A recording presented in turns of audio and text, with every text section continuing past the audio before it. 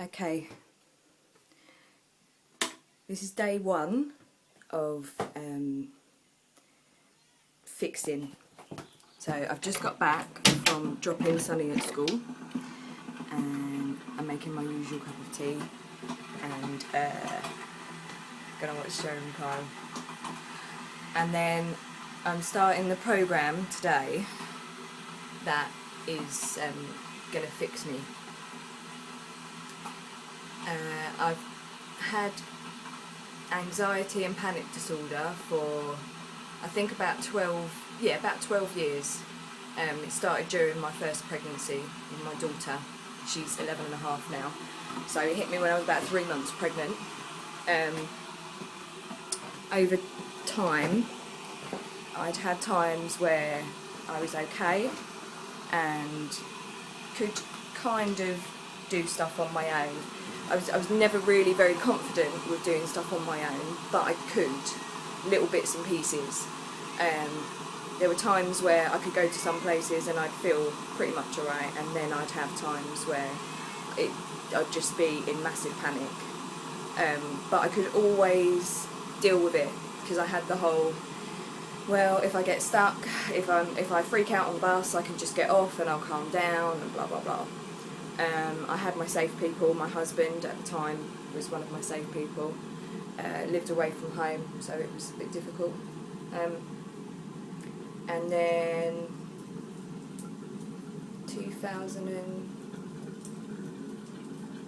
2006, about a week before Sonny, my little boy, his first birthday, I had a series of panic attacks and I could feel myself going downhill. I remember walking into town with him one day in his pram, and I got halfway into the town I lived in at the time, and I just froze, and I stopped a poor lady in the street and made her hold my hand. And then I walked home once I felt a bit calmer, and I decided that day I'd go back to my doctor and say, you know, things just aren't quite right for me. Went to my doctor, was quite relieved. I think that was on a Monday night. I was quite relieved I'd been to see my doctor. They gave me some different medication. And that night I had probably the worst panic attack I'd ever had. And I was up all night, walking the streets in a pair of flip-flops, a coat and some hair bubble. And I must have looked, well, like I'd escaped from the asylum. After that, I was very fortunate and I found a fantastic GP who actually had the same problem, and she'd over the years overcome it, and she was an incredible source of comfort and help to me, set me on the right track with some medication and a great cognitive behavioural therapist. And I think within maybe 6 or 7 weeks I became completely what I would class as normal, which is able to do things. I managed to go to work, which was something I hadn't been able to do for quite a long time. And I led a pretty normal life after that. And then things started to go wrong in my marriage. And I think a lot of it was due to the breakdown that I'd had. There were obviously other reasons as well, which I don't really need to talk about because it's just not interesting. But it resulted in the breakdown of my marriage. I moved probably about 9 months after the separation. I moved back to London to be around my family, because I thought it would be good for the kids. I didn't really want to stay up there on my own. For a number of reasons. So I came home, and within a week of coming home, my own family unit, my parents separated, and it was all kind of a bit strange at 30 years old for this to happen. And then I started having major problems personally as far as, you know, the issues that come along with a separation when you have children. And I think over the course of the 3 years from that point until now, I've become I think I got to a point where I felt so dragged along and that I wasn't in control of anything.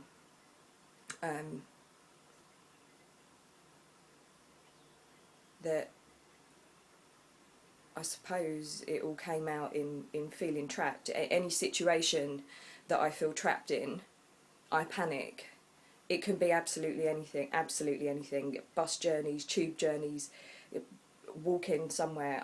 The only thing I can do by myself at the moment is take my son to school, which is a couple of streets away, and then go and collect him. Other than that,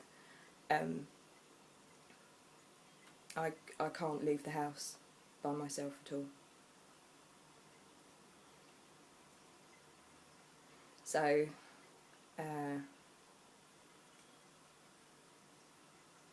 although I'm somebody that never, I've never given up on fighting. I've always tried to find a solution to the problem, and I've gone through the phases of could it be an underlying illness that's caused this? Could it be something? Blah blah blah. And now I'm kind of, I'm nearly 33, and I've hit the point where I realise that no, it's just me, and that I can fix this myself because I've taught myself how to do it, and now I've just got to unteach myself.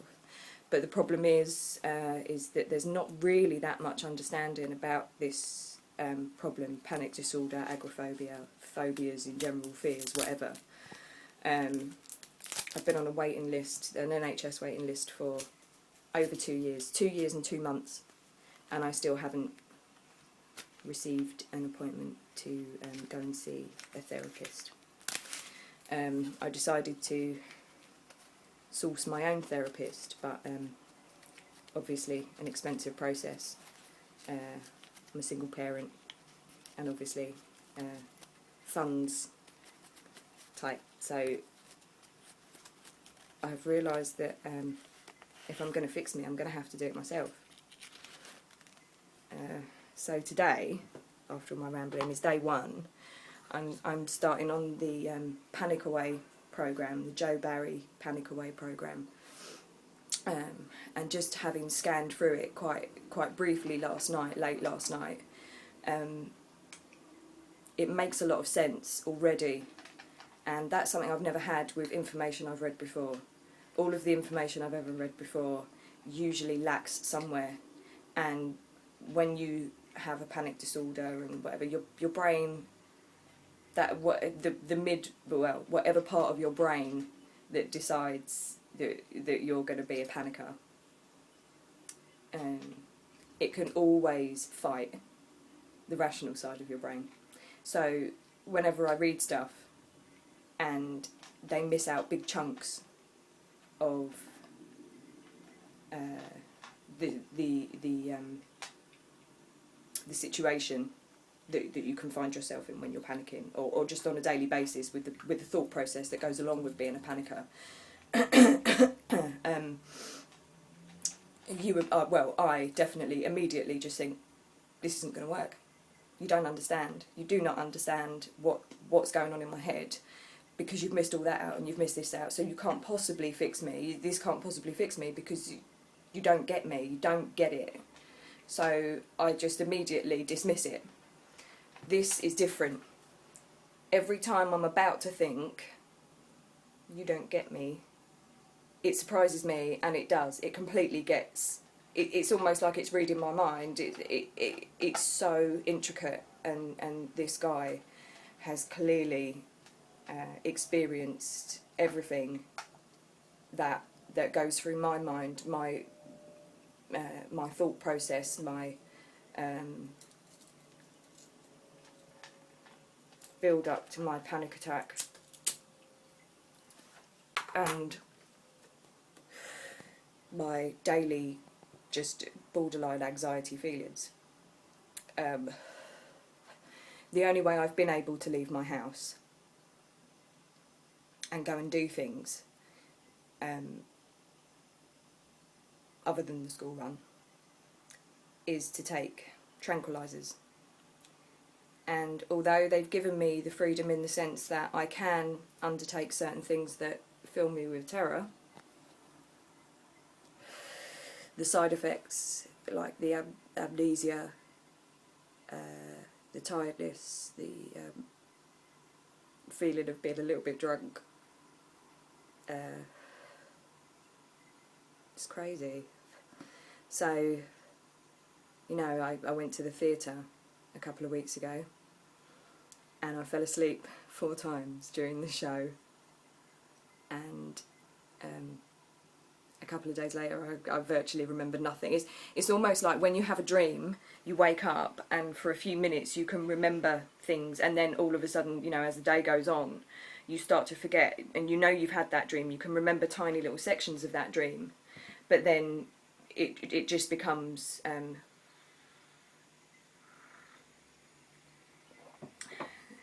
you know, you just have those little parts left.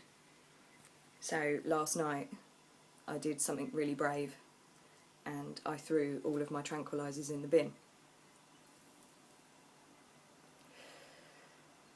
I take daily medication, which is like an anti-anxiety drug, and I take 300 milligrams a day, which is a pretty high dose of medication, and I can't throw that away because obviously medical purposes I can't just stop taking it. It would make me quite poorly and whatever. It has to be weaned, obviously.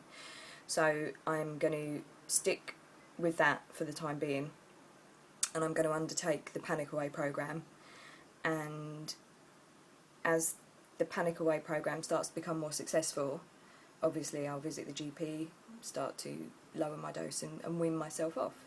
Because in reality, the anti-anxiety drugs that I'm taking should stop my body physically from being able to panic, and they don't, so they're kind of a bit pointless through the whole process. And I've decided to do this in conjunction with Bucket List. So as I start to get better,